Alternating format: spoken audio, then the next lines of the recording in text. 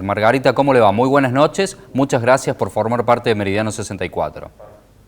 Al contrario, gracias a ustedes por la comunicación. Bueno, Margarita, pregunta de rigor. ¿Cómo ve la situación en nuestro país? ¿De qué manera se enfrentó tanto la pandemia como la parte económica?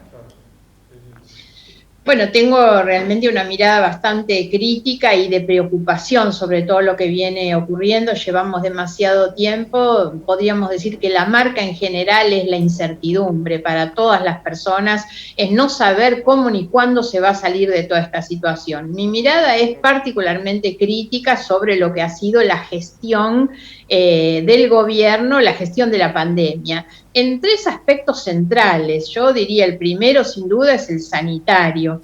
Y en el sanitario no se puede hablar de otra cosa que no sea de las vacunas. En el tema de las vacunas, la gestión del gobierno ha sido muy, pero muy mala. Primero que nada por la falta de información, no sabemos qué tipo de contratos han firmado, por qué dinero, con qué empresas o con qué laboratorios y por qué con unos sí, con otros no. No sabemos nada sobre efectivamente cuáles son las entregas que se han programado. Si a esto agregamos todas las desprolijidades que hubo en el medio sobre el tema de las vacunas, el tema de los vacunados de privilegio y demás, sinceramente ha sido todo un estropicio el tema de las vacunas, como lo ha manejado el gobierno, ni que hablar si pensamos ahora en la falta de vacunas. Creo que faltan ahí como 2 millones de vacunas que no se saben dónde están. Hoy en un municipio de la provincia de Buenos Aires se sabe que había una persona que vendía vacunas, digamos. Bueno, un horror. A esto agreguemos los episodios recientes de los testeos en Ezeiza, porque además lo que vemos es que encima, en medio de una emergencia que tiene tan angustiada a toda la población, hay algunos que siguen pensando en hacer negocios a partir de eso. Como siempre, Margarita, pero ¿no le encuentra algo positivo? Porque no estamos tan mal en relación a los otros países del mundo, digamos, también teniendo en cuenta nuestra situación económica. Somos un país pobre con más del 50% de la población por debajo de la línea de la pobreza. Bueno, en realidad creo que lo importante para pensar en lo que viene tiene que ver sobre todo con el impacto social, económico, laboral que va a tener esta pandemia que ha dejado tanta gente sin trabajo. Yo supongo que ustedes allá en Córdoba ven de la misma manera que lo veo yo aquí en el conurbano, sobre todo que es donde vivo, la cantidad de comercios cerrados, ¿no? Cuando andamos por las calles, la enorme cantidad de comercios cerrados, las pymes que han cerrado. Y así todo siempre me parece que hay un sector particularmente castigado durante todo este tiempo y sobre el que va a haber que pensar específicamente qué tipo de apoyo se le da, que son los sectores agrupados como monotributistas, dentro de los que podemos contar tanto un abogado con un pequeño estudio, por ejemplo, el pintor, el peluquero, el plomero, todos aquellos que para su sustento diario, personal y familiar tienen que salir con su esfuerzo personal a trabajar y que durante mucho tiempo no pudieron salir. A esas personas lo que se les ofreció en su momento fueron créditos que ahora tienen que devolver y sin embargo la situación sigue sin estar resuelta porque apenas pueden en algunos casos sobrevivir en el día a día. Y nos estamos olvidando, Margarita, del 35% que está en la informalidad, ni siquiera monotributista. Exactamente, ahí la informalidad también, pero hay sectores, los más vulnerables, que son los que han recibido la ayuda del gobierno. En ese aspecto es donde me parece que podemos contabilizar algún sentido positivo de la acción del gobierno con esos sectores más frágiles. Pero lo que me refiero son los muchos que nunca ingresaron en los listados del Estado porque nunca necesitaron una ayuda estatal. Son los que la pelearon siempre con su esfuerzo personal. Entonces, a esos es a los que hay que asistir porque esos nunca estuvieron dentro de los listados y me parece que es un núcleo muy grande, muy desprotegido. Estamos viendo gente en todo el país que está en esta condición. Argentina tiene que reconstruir una senda de crecimiento, obviamente, crecimiento económico, desarrollo. Yo vuelvo a poner sobre la mesa un tema que me parece central, que es el tema del consumo. A esos fines lo que se debería trabajar es con un programa antiinflacionario, porque lo que no se puede seguir soportando es el aumento de los productos de la canasta básica. Esto es lo que sufren sobre todo todos estos sectores medios y bajos, que es cuando tienen que salir a comprar lo mínimo para su sustento diario y el aumento de los precios siempre va por sobre los salarios y las jubilaciones. Entonces, eso es lo que requiere, me parece, en lo que llamamos la pospandemia. Yo diría todavía estamos en medio de la pandemia, pues no sabemos cómo es eso de post. Nos falta atravesar el invierno en la Argentina y no sabemos todavía cuán duro puede ser el invierno. Exactamente. Margarita, ¿cómo estimulamos la producción? El consumo es fácil de estimular, pero en este momento hay un montón de góndolas del supermercado en las que faltan productos.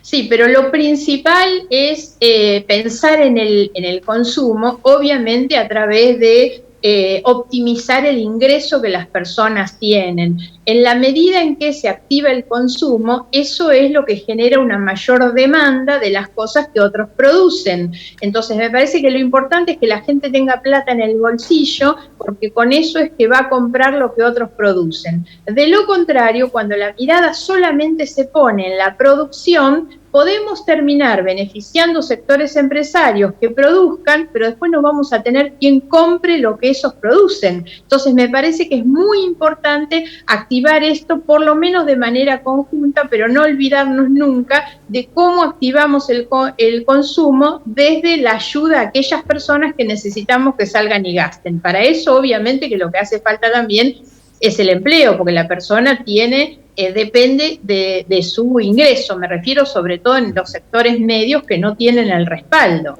Margarita, ¿cómo definiría a Alberto Fernández, teniendo en cuenta todo el manejo que usted describió de la pandemia, teniendo en cuenta que 2 de cada 3 chicos son pobres y que una cifra cercana a la mitad de la población de nuestro país está por debajo de la línea de la pobreza, el 85% de los jubilados son indigentes? A ver, digamos, toda esa fotografía, digamos, que por supuesto yo comparto y que me preocupa, tampoco se la puedo endosar toda al presidente. Yo tengo una mirada crítica sobre la gestión del presidente Fernández, pero no puedo decir que todo eso se le deba a él. Son no, por supuesto podemos hacer una línea en el tiempo, agregarlo a Macri, agregarlo a Cristina, agregarlo a Néstor.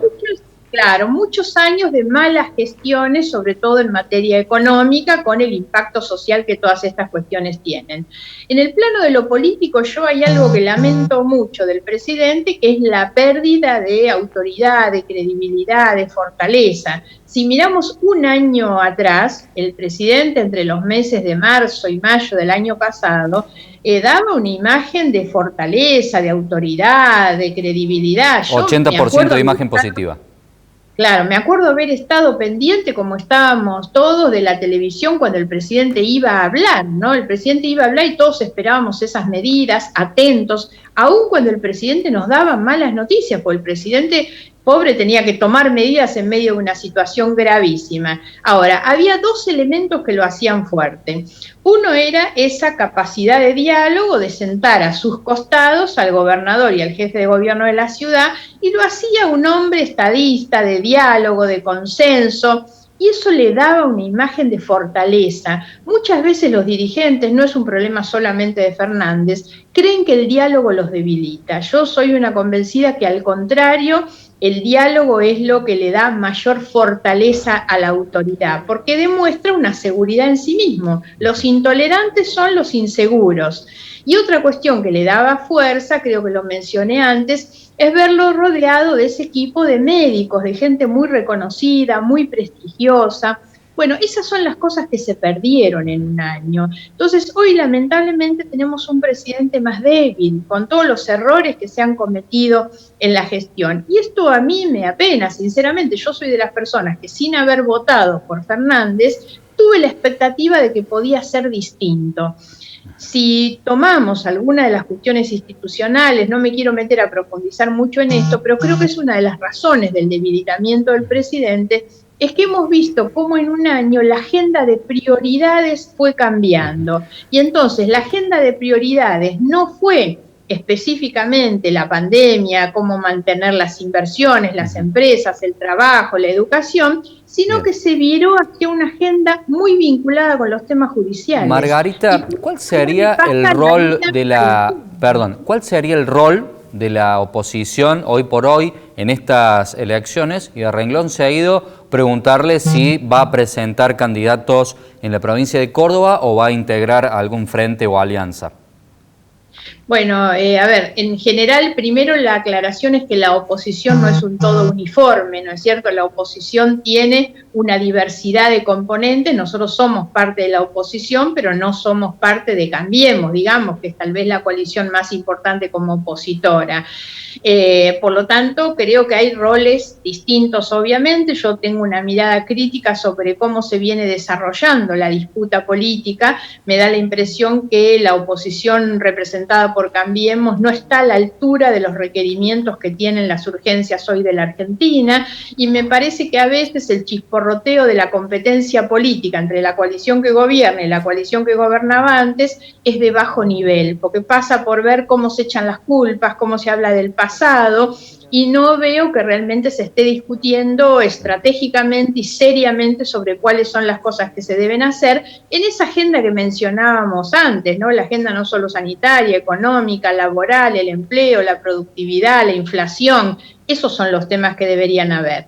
Nosotros tenemos el partido GEN en Córdoba, si bien somos un partido nacional, tenemos personería en distintas provincias, una de ellas es en Córdoba. Bueno, tenemos una legisladora muy buena como es Doris Mancilla, y nosotros formamos parte ahí del frente que lidera el gobernador Schiaretti. Fuimos en un acuerdo con él en la última elección, estamos satisfechos de integrar ahí, lo que no significa que pensemos lo mismo en todas las cosas. Cuando ha sido necesario mantener diferencias, tanto en la legislatura como en la vida pública, lo hemos hecho, porque las coaliciones además son eso. Margarita, no es la le agradecemos por haber formado parte de Meridiano 64. Lógicamente, cuando venga a la provincia de Córdoba, tiene aquí una invitación asegurada.